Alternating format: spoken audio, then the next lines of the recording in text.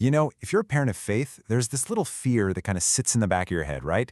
It's that question, what happens when my kid's faith gets really tested? Like, for real, what if everything I've taught them just isn't enough?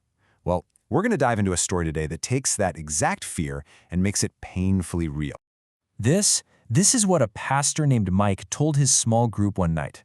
Just a devastating thing to have to admit. And that one sentence, man, it just cuts right to the heart of a problem that's happening in so many families right now. It's all about his son, a kid named Daniel. So picture this. It's a late-night small group meeting. The mood is heavy. And Pastor Mike, this is a guy who spent his life guiding other people's faith, he drops a bombshell. His own son, who's a sophomore in college, just told him he's an atheist now. And here's the part that's so shocking.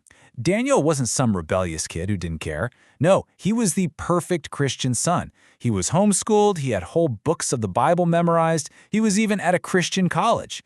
And yet, it all just crumbled. He decided his faith was intellectually dishonest. And that's a huge wake-up call, isn't it? Just knowing the facts is not the same as really getting it. Well, hearing this story was a massive wake-up call for another dad in that group.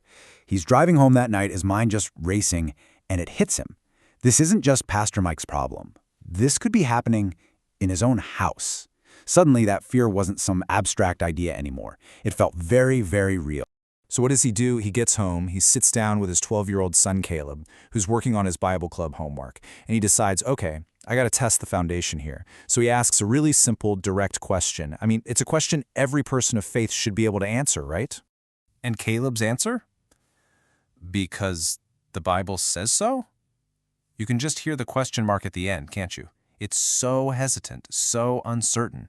And boom, right there, that reveals the huge crack in the foundation. He knows what he's supposed to believe, but he has no idea why. His whole belief system is basically just propped up by itself. So the dad pushes a little further.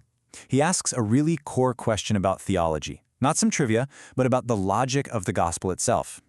And the answer he gets is nothing. Just silence.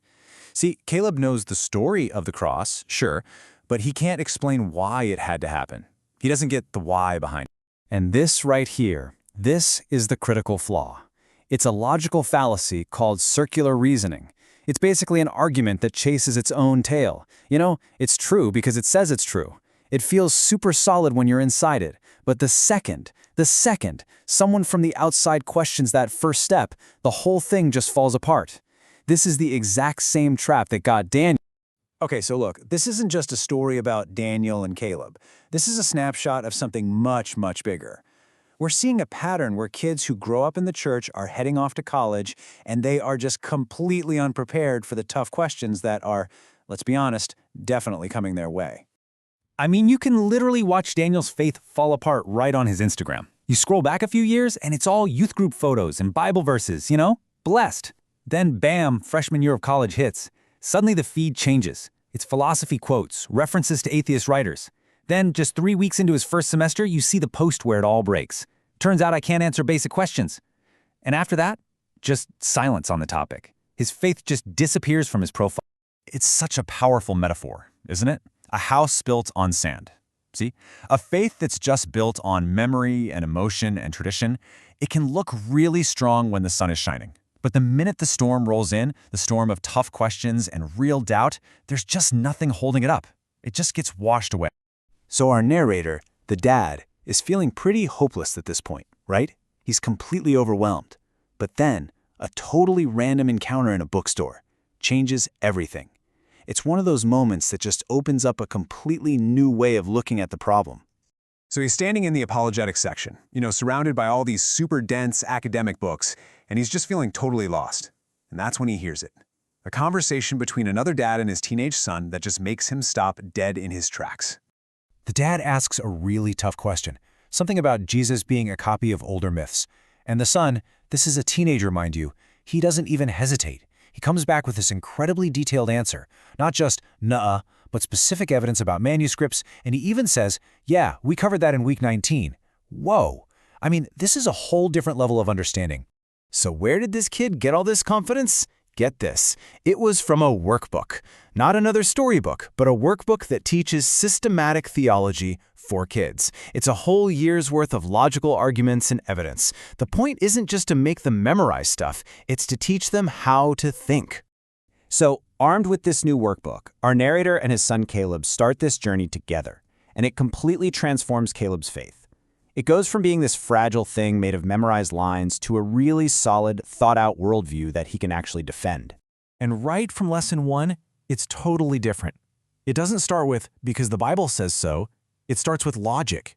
It takes these huge philosophical ideas, like the cosmological argument, and breaks them down so a sixth grader can actually get it.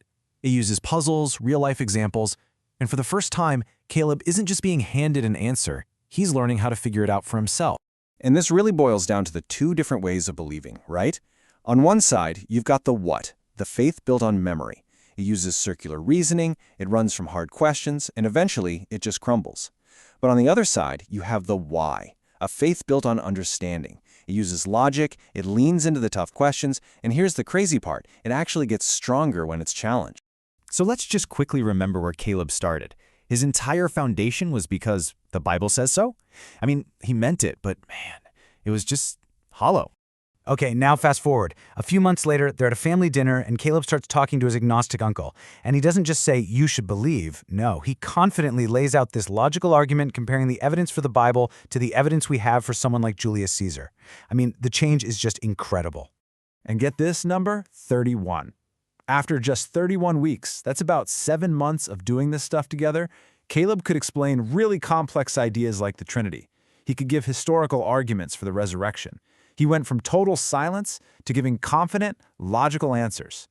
Now, Caleb's story is amazing, and it's full of hope. But it also comes with this real sense of urgency, because the clock is ticking for so many other kids out there who are still standing on that shaky, sandy foundation. And that's the real issue here. The old way of just teaching the what isn't failing because kids are bad. It's failing because it's incomplete. Every single week that goes by where we're not teaching the why, we're just letting them practice that same circular reasoning. We're letting that weak foundation set a little bit harder, leaving them totally vulnerable when that storm finally hits. So that leaves us with one last question, a question for you to really think about. When those storms of doubt and skepticism start to blow, and they will, whether it's in a college class or just scrolling online, is the faith you're helping build designed to survive it? Will it stand firm? Or is it just another house built on sand?